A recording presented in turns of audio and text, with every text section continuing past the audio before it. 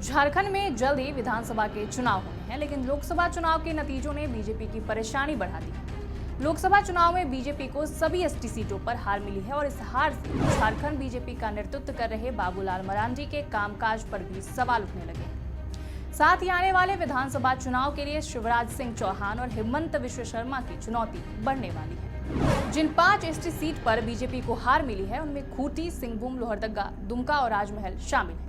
इन लोकसभा सीटों पर 29 विधानसभा की सीटें हैं। 2019 के लोकसभा चुनाव में इसमें से सिर्फ 2 सीट राजमहल और सिंहभूम पर ही इंडी गठबंधन में शामिल दलों को जीत मिली थी। लोकसभा चुनाव में 5 सीट पर मिली हार के बाद बीजेपी ने झारखंड को बेहद गंभीरता से लेते हुए केंद्रीय कृषि मंत्री और पार्टी के अनुभवी नेता शिवराज सिंह चौहान को यहां का प्रभारी बनाया है।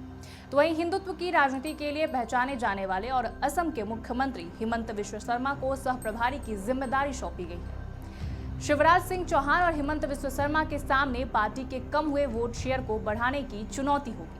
बहरहाल लोकसभा चुनाव के रिजल्ट ने बीजेपी की टेंशन बढ़ा दी है। लोकसभा चुनाव के नतीजों से इतना तो तय है कि झारखंड विधानसभा का चुनाव कांटे का होगा और बीजेपी के सामने एससी, एसटी और कुर्मी जैसी जातियों के वोटरों को अपने पक्ष में करने की चुनौती होगी। बीजेपी अब कितना कामयाब हो पाती है, ये आने वाले विधानसभा चुनाव परिणाम ही बता पाएंगे।